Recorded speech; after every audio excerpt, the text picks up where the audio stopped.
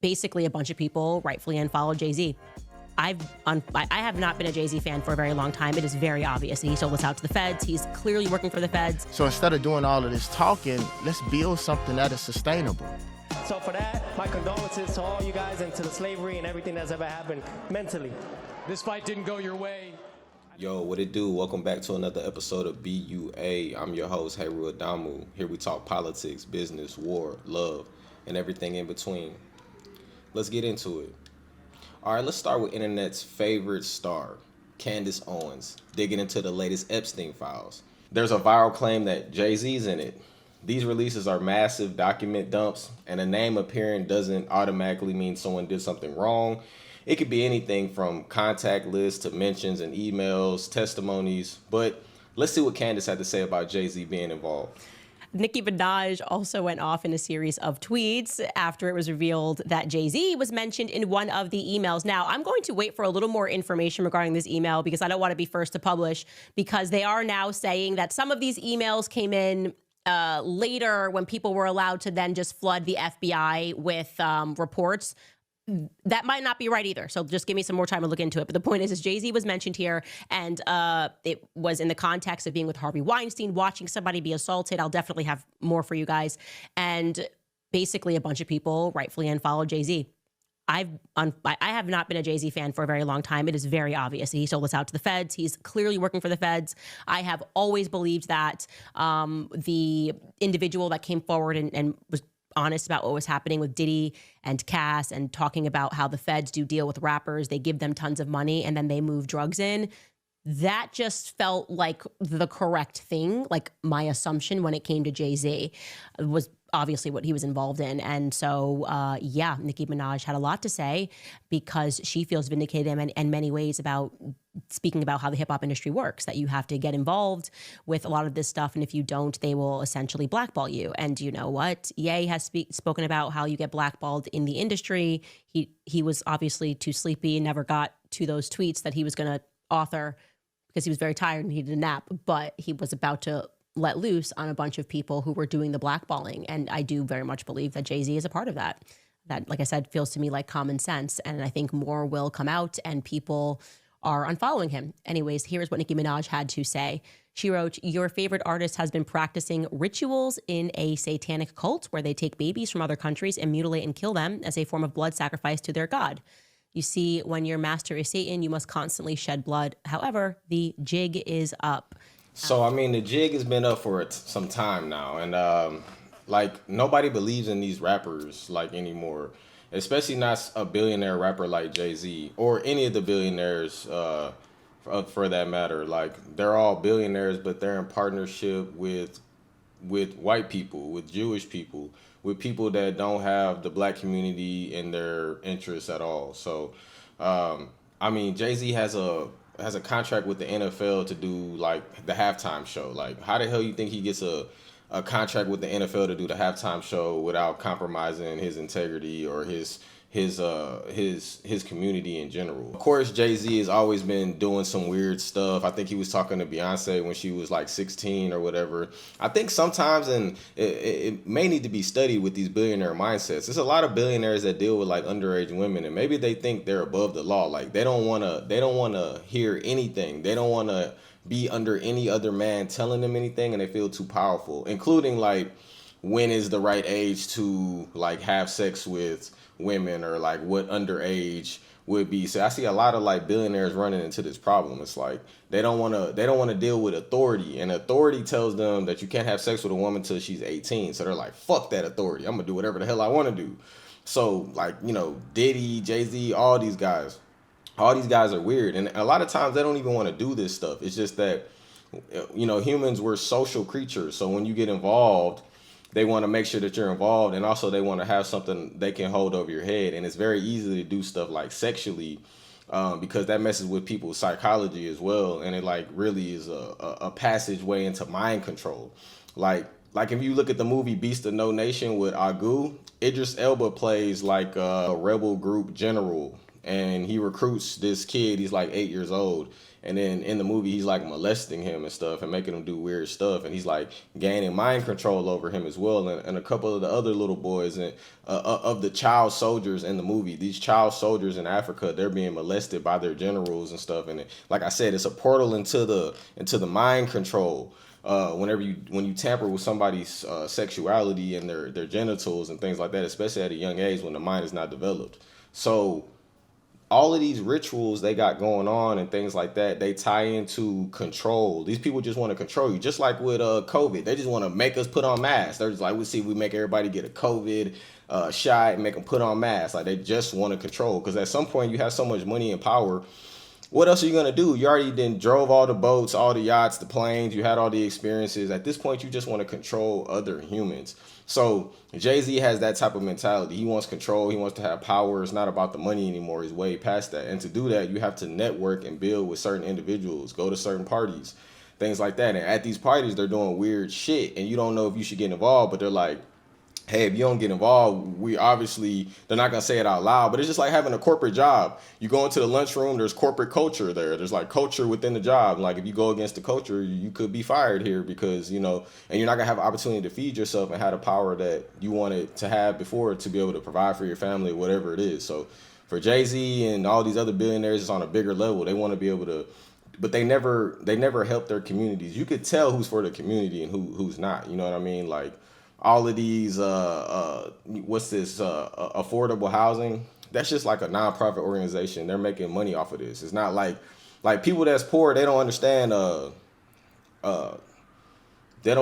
assisted living. They don't understand, government housing or lower income housing. It's not that they're just providing some apartment. Like, I think Beyonce came out in the media yesterday for doing some type of lower income housing. It's not like they're just giving out apartments to the hood. It's just Section 8 people live here and they got the contracts and they're making money. They're making more money than a regular multifamily owner. You know what I mean? So it's not like lower income housing, like they're helping out. They're helping the government house poor people, because the government is saying being poor is illegal. Being homeless is illegal. So they are technically helping, but they're helping the government. That's why they're incentivized and they get these contracts and they make money. So when we come back, we'll pivot from celebrity chaos to community accountability. David Banner sits down with Pastor Jamal Bryant on what Black leadership really looks like. So instead of doing all of this talking, let's build something that is sustainable. And let's give the money to the people who are actually going to help. Because this is what I believe, Jamal. I don't believe that there's going to be a lot of help that comes from successful Black people. And I'll tell you why. They made their money with the system being exactly the way that it is now. Yeah. Why would they really do anything to change it? Mm-hmm. That doesn't make sense to me. I think that not all people, but I think a lot of Black people, they don't want to free the slaves. They want the opportunity to hold a whip. Mm.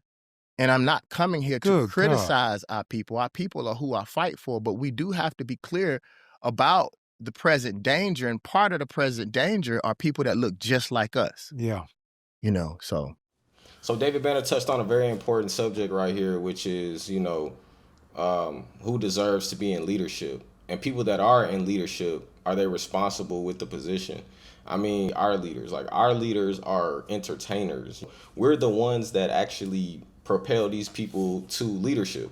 And it just happens to be like rappers and drug dealers and a bunch of pawns and idiots that we put into leadership. Like, we don't give a fuck. We just like popularity. In the Black community, we're so more concerned about popularity as to who's the leader, not who's innovating and bringing real value to the table. We don't even look at the money. Like, it could be like, we don't even look at the richest people. We look at who's more popular. They're like, damn, that person's more. We equate popularity to money, which it does. Popularity obviously does equate to money in some way, but in other communities, people are popular because they are innovative and bring value to the table, not because they're entertaining. So it's just like joining the military. It's like, for me, I don't know what kind of psychosis you got to be under to join the military or join the police when these people were created to destroy you. If you ever seen the movie Red Tails, it's a movie about the Tuskegee Airmen.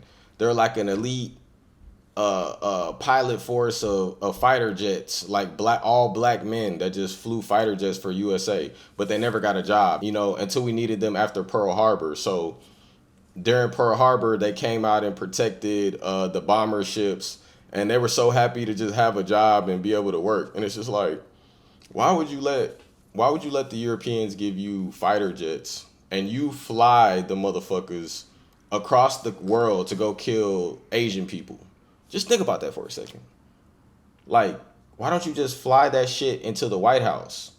You know what I mean? Like, I'm just saying, like, I'm not advising them to do it, but I'm asking, why wouldn't they just do that if their life is on the line anyways? That's why I like Muhammad Ali. He was like, I'm not finna go fight the Vietnam for you, and I don't get protection here at home. What's the point? Like, think about what kind of level of psychosis you got to be under, like, to go put your life on the line. If you go watch the movie Red Tails and see how much danger they was in when they was out there flying against the Japanese and shit like this, like, but Muhammad Ali was, dealing with like Vietnam, and he got drafted by USA. But what I'm saying, no matter what group of people it is that they got you over there fighting, it's like, why would you fight those people? Why would you go to Afghanistan and kill kids in Iraq when you could just kill your enemy right here? And they gave you guns and grenades and planes and all the shit to do it. Like, it just doesn't make any sense. Like, your life is on the line anyway. These people are not even your enemy. So they're benefiting from being alongside their enemy. That's why that's not their enemy. You see, they don't identify with being a part of that group because it's easier to be with the other group. Anybody could do that. It's easier to fight for America and just go shoot up some Asian country that America has a problem with that doesn't have the strength to fight back, essentially. You know what I mean? So that's real easy to do. It's hard to like fight against America. So it's just like joining ICE. Like, it's advantageous for black people to join ICE right now. It's like, yeah, I'm gonna join ICE right now because they're paying people $50,000 to join the squad, and all I got to do is find Latinos and wrestle them and possibly put them into an ICE concentration camp. You see what I'm saying? It's like, now you like basically just joined your enemy to capture people that are not really your enemy. They're your enemies too, though. I mean, that's the problem with blacks. We don't have enough enemies. We haven't declared any enemy. Everybody's our friend. We don't have any enemies. Like, there's no enemy. The white people are our friends. We think Latinos are our friends. We think Indians, Arabs. We think everybody's our friend, but they're not our friend at all. So that's the problem. We need to go work for ICE and then also build yourself up with the money that you get from that to build your own nation up. We'll take the money and just go back and spend it with Europeans again. We'll get the money that we get from, let's say if we join ICE, right? And we were helping finding Latinos and put them in concentration camps. Let's just say, right? And I was getting $50,000 a week to do this shit. I would take all of that money and just go spend it with other communities anyways. So it doesn't really matter. That's how much of a hole we're in. And that's what David Banner was talking about. Like, giving the money to the responsible ones that's going to provide jobs, opportunities, open up institutions. You can have fun. Nobody's saying not to have fun and not to be fly and wear clothes and get cars. You can do that too if you have 30 employees per major city, at least. I mean, come on now. Elon Musk has like 30,000 employees per major city. I think with Vista Equity Partners, Robert F. Smith, which he's one of our black billionaires, I think he has a lot of black employees per major city, but I don't even know how many. You know what I mean? A lot of people don't even know that he's hiring. You know what I mean? So I wouldn't even know how many black people he hires and things like that. But I think Diddy had Revolt TV. He had a few black people where even then it wasn't even, I don't even think Revolt TV had predominantly black employees. I had to do more research. I actually really don't know. But I don't know of any predominantly black, organization or company that's hiring predominantly black people. And for sure if you go there, you can get a job as a black person because it's black owned. I don't really know a business like that or a company like that. Now that's the leadership angle. Now we're going to the uncomfortable cultural critique side. Now Charleston White, his lane is provocation, but underneath the shock value, he keeps circling the same thesis. Schools, media, music, street culture, they can all program expectations. And if you don't challenge the programming, you'll repeat it. Whether you agree or not, his clips go viral because he says the quiet part out loud. Black people turning to white people in the name of we've been done wrong, we hate. That's what white folk done to us. We become our slave masters in nature. We like medium rare steaks now. We've never had a taste for blood. We're vegetation. We eat motherfuckers. Yeah, nigga, we ain't got teeth like them. We ain't got organs like them. That's why they get our organs and don't go get a white boy organ. So, nigga, we done become them. We got the same routine. Get up and go to work every day and stay out the sunlight. Black people are sun people. We need sunlight. So, nigga, we done went inside the cave. We don't run to the sun like we used to do as kids. They done convinced us that the sun can hurt us. It hurts them, not us. They need sunblock. We don't. We need sun naturally on our skin. That's why most black people are vitamin D deficient. So, nigga, we done become them. We like cold air. We don't open the blinds up in the house. We keep the lights off cool. That's the climate of the Caucasoid man. We live on the equator, nigga. We vibrant. That's why our ancestors lived to be 100, nigga, eating pigs. They went to the sun and detoxified, naturally cleansing. They didn't go take them tablets the white boy made. So, nigga, we ain't niggas. We're white boys. We have no identity. We have no solid culture that can't be shifted. Our culture can be shifted. We have errors. We don't have culture. We have errors. Man, that man, Charleston was spitting. So, exactly, like, I hate when a motherfucker tells me they're about to put on some sunblock or some shit. I'm like, bro, you don't need sunblock. You're melanated.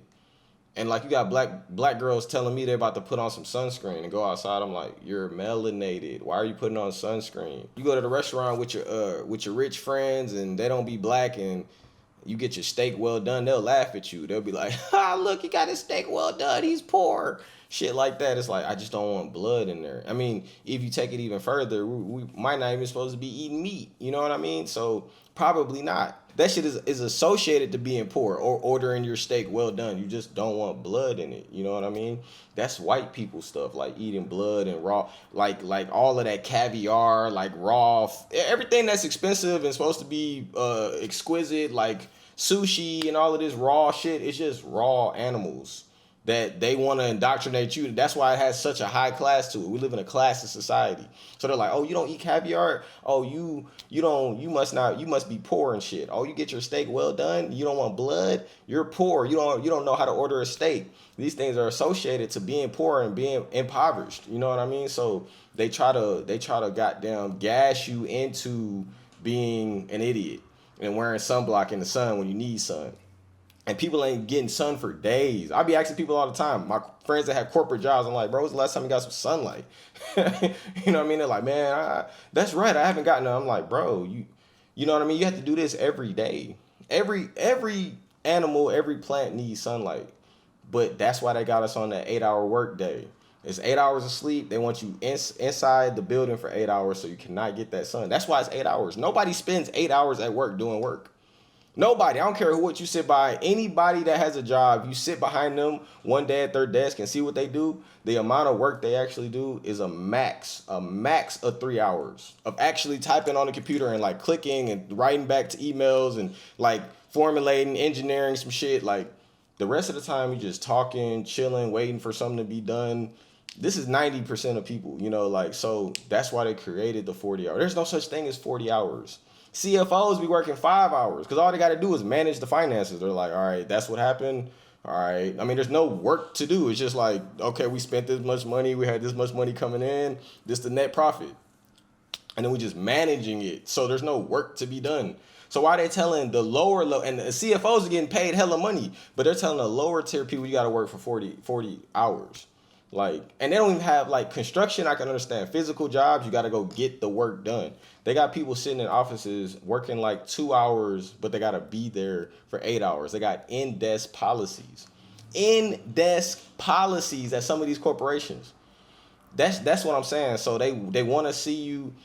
They want to, you know, it's weird. You know what I mean? They don't want you to be healthy. You know what I'm saying? People having a hard time getting an at-home job or work from home or a remote role, and because these companies, or they might even start you remote and then they want you to come into the office. Like, what you want me to come into the office for? We're in the future. Everybody has computers. You can work from home. They want you to be on camera. Even if you are remote, we want to see you on camera. What the hell you want to see me for? This is what I'm saying. They want to see you. They want you to be in the sea, and they don't want you getting no sunlight because then you may get conscious. And then they don't want to pay you enough to ever, you know, lift yourself up by your bootstraps. They don't ever want to pay you enough to liberate yourself. They literally only pay you enough to just not liberate yourself. It's not about market rate. These motherfuckers don't even go look at the market rate like, all right, well, the market rate for you is that, so I'll pay you maybe $1 or $2 around that area. They're like, how much money could I pay motherfuckers and there would not be enough money for them to survive? Whatever $1 above that is, that's what I'll pay them so that they can keep on needing me. If you go in for an interview and you're ever overqualified, they won't hire you. You know why? Because it costs them too much to pay you. They're not looking to pay you. They're looking for somebody that ain't shit and will take anything. Think about that for a second. You could be a better qualified candidate, but they're like, no, we don't want to pay you any money though. You're actually good at what you do. We're looking for a sucker motherfucker that doesn't really know what the fuck they're doing, and they'll take anything, but they get the job done. You know what I mean? So that's crazy. All right, we're ending with boxing because this last story is wild. Teofimo Lopez versus Shakur Stevenson in boxing this weekend. Shakur Stevenson outclassed Teofimo at Madison Square Garden in a sold-out crowd, winning in a unanimous decision 119-109 to take the WBO and the Ring Junior welterweight titles. Shakur is now 25-0 and is widely regarded as one of the best technical fighters in the world. Also an Olympic silver medalist in 2016 and world champ across multiple divisions. Teofimo, the takeover, leaves this one former champ at 140 with a record of 22-2, 13 knockouts. He's already been unified at lightweight champion earlier in his career and held major hardware at 140 before the loss. And then came a headline moment. In a post-fight, Teofimo drew major attention in a bizarre slavery apology that sparked confusion and debate online. Let's take a look at what he had to say. Man, hell nah, T.O., you got your ass whooped. That man got whooped so bad he apologized for all the slavery. Because, I mean, T.O. was saying a lot of racist comments prior to the fight about he wanted a monkey to get a banana, which I really don't understand. I really don't understand why black people get, offended by certain things. It's like, if you're not a monkey, you're not a monkey. Why would you get mad at somebody calling you a monkey? Because they said that about us back in the day. It's not back in the day no more. I don't give a damn. You call me a monkey, whatever, like, I don't care. When you understand biology, genetics, epigenetics, haplogroups, history, evolution, things like that, these things don't anger you. Like, people get mad at Latino people using the N-word. Oh, I will never, Latino said the N-word in front of me. It's like, bro, you won't do shit. Shut the hell up. And first of all, why are you getting mad? What are you mad about? I'm supposed to check every Latino that says the N-word. Like, I got time to do that shit. I'm gonna go to jail over the N-word. Niggas won't even remember you said that. They won't come bail you out. They ain't got the money. They don't run the jails. They don't do nothing. You know what I mean? It's the same thing, black culture, when they don't want you to snitch. They don't want you to snitch because they're doing crimes. They're doing crimes. They don't want you to snitch, but they want you to go to jail with them. But when you get out, see, like, when you don't snitch, that's because everything is unionized. My family could be in trouble if I do snitch. When I get out, I'll have a job. These people are gonna bail me out. They're also not gonna snitch. So I know that. That's not how it is. It's all chaotic in the black community. Why would I not snitch? Am I gonna get a job when I get out of here? Y'all gonna bail me out? None of that shit. They just want you to not snitch and go to jail with them. So, anyways, T.O. is obviously a racist, as everyone is against, especially boxing is a great place where you could tell how much racism goes on in the world. As a black, and you could just see how it is to be a black man in America. As you could tell, you have to be undefeated as a black fighter to be considered to be good.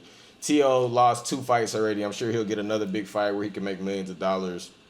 Andre Ward's undefeated. Terrence is undefeated. Floyd's undefeated. Shakur is undefeated. Jerron Booth is undefeated. Devin Haney's undefeated. Devin lost, and the other guy was on steroids, and they let it slide because he's black. If he was black on steroids, they would have never let that shit go. You know what I mean? You would have never heard the end of the shit. So when other communities are on steroids versus black fighters, it's okay if they lose, and they should just take it on the chin. But if a black fighter was on, if they found out Floyd Mayweather was on steroids at any moment, he would never have the legacy that he has, you know. But Canelo's been on steroids. I mean, like, it goes down the line. All the Pacquiao, they're supposed to be the greats. They got losses on their records, and they've been on steroids, all of them. And they're supposed to be the greats. The black fighters are all natural, undefeated. They're like, oh, they're all right. They be running in the ring. It's like, man, get the fuck out of here. That's today's run. Fouls, faith, leadership, and cultural programming.